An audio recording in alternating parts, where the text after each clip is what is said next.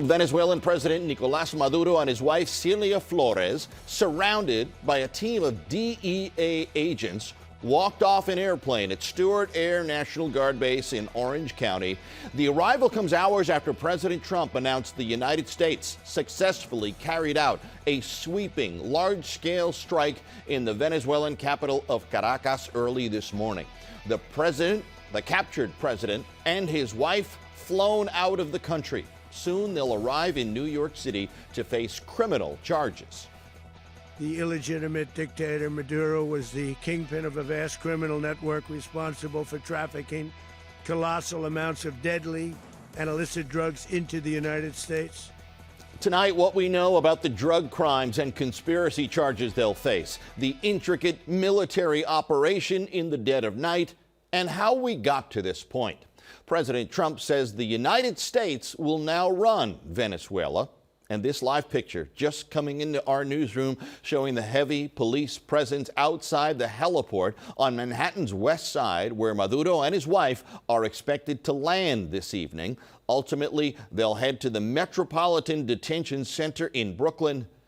Good evening, everyone, on this very busy night. I'm Joe Torres. Tanya has the night off. President Trump posted an image today with the caption, Nicolás Maduro on board the USS Iwo Jima. His post came after several reported explosions across Caracas. Now, after Maduro's removal as head of state, his vice president, Delcy Rodriguez, demanded his release.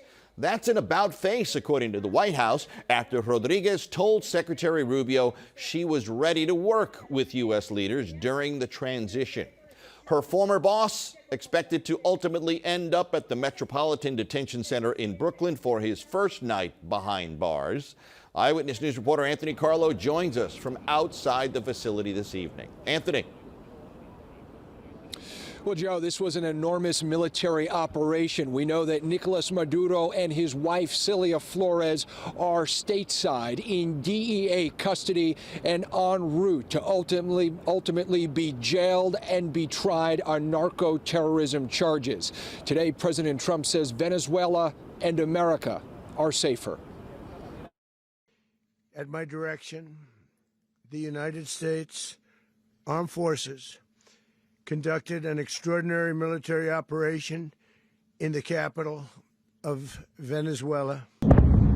Fiery explosions lit up the sky over the capital city of Caracas in the dead of night as U.S. military forces took Venezuela by storm. When Operation Absolute Resolve was over, the U.S. had captured Venezuelan President Nicolás Maduro and his wife, flying them out of Venezuela to answer to a blistering criminal indictment on American soil.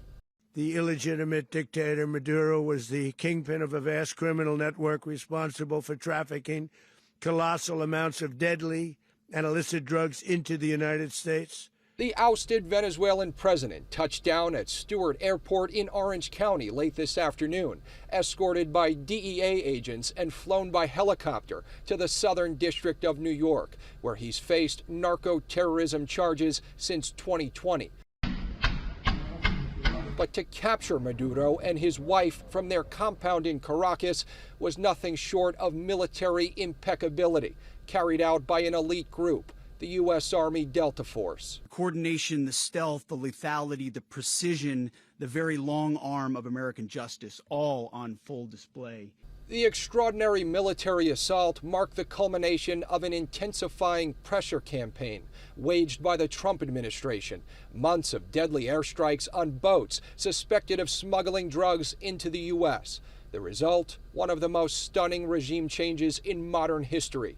President Trump says the U.S. government will step in to run Venezuela for now. We can't take a chance that somebody else takes over Venezuela that doesn't have the good of the Venezuelan people in mind. As for what happens next to their ousted leader, Maduro and his wife will soon face the full might of American justice and stand trial on American soil.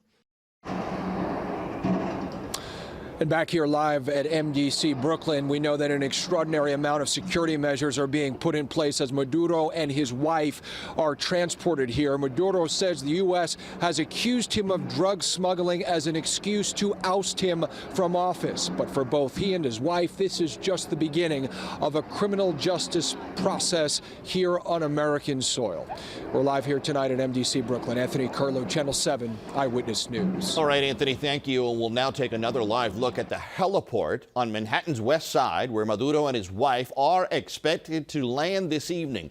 They arrived within the last hour at Stewart Airport in Orange County, where they were met by DEA agents, many of them a heavy police presence there. We'll keep an eye on this throughout the evening and keep you posted as well at abc7ny.com. Still ahead.